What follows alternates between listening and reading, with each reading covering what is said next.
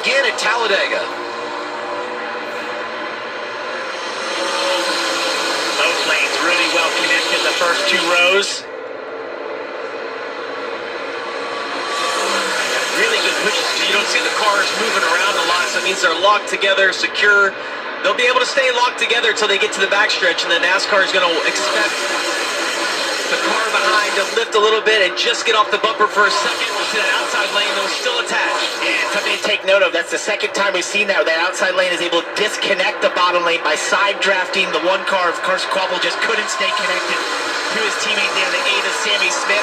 That gives the outside the momentum. Justin Allgaier to the lead, and Austin Hill fighting for second. It really disjointed on that restart. You saw the front two rows get apart, and then Carson was actually on the inside, moved up into the outside row. That bottom lane right now looks helpless, but Sanchez is getting a little bit of a run here. We know he's had one of the faster cars today. He's been able to make his way to the front. Final lap, stage 2. Allgaier out front. Hill coming to his outside. Quapple giving Hill a push. Side by side for the lead. Side by side back there for third. They're lined up side by side really through the top 10 here.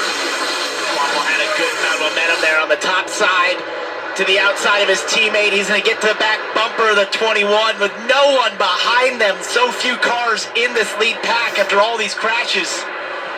Eckes made the pit stop. He's back in the top 10. Sanchez making a move in the bottom lane. Austin Hill controlling this thing. Won the opening stage, won here in the spring, and trying to get the sweep.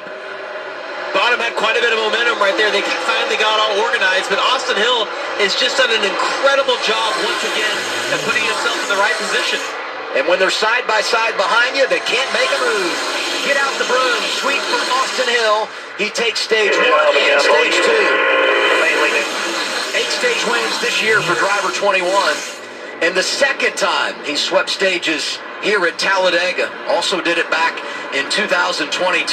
Picking up where he left off because he got the checkered flag here in the springtime. Allgaier, Quapple getting some points. Jesse Love, Sammy Smith do as well. Final stage on the way from Central Alabama.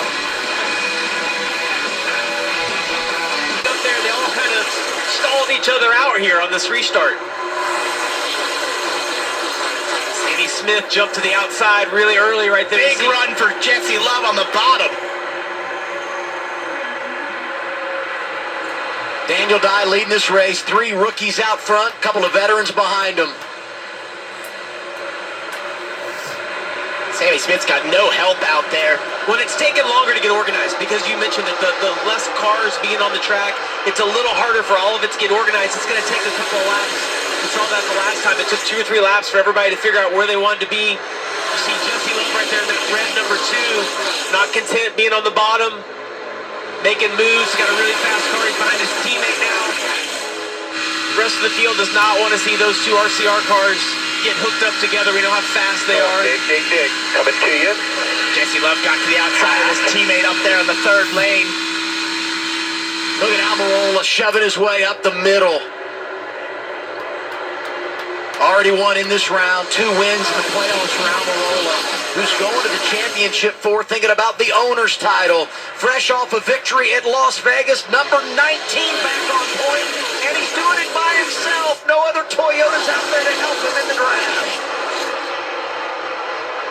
See what Eric can do to manage these. You see behind them, there's really not one lane that's super organized. There's a gap between all those guys. I like Sammy Smith in the 8 and Jesse Love in the 2 on the outside. Both those cars have been fast all day long. Eckes leading that group. He's going to get to the outside of Eric. I think Eric's content with the 21 behind him, though. He could have moved up in front of Eckes. He knows how fast Austin is. The 48 of Sanchez behind. Look at the run they're going to have right here. Right here. They're hooked up. Wow, and dancing. What a run. How about 4 rookies in the top 10? And one of them's not named Connor Zilish. I mean, this class is so deep, and several of them surfacing here. See a lot of migration to the top. I think Eric's going to kind of run the top down the straightaways, the middle through the corners.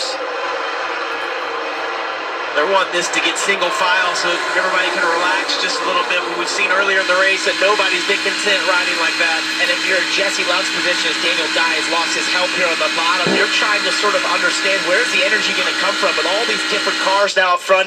not as many as the competitive cars we had earlier in the race. You're not exactly sure who can push you, who can generate the energy behind you to make some passes and move forward. So it makes it sort of a guessing game through these first few laps of this stage to understand exactly who's fast, who has too much damage, and assessing that to understand where the runs are going to come from.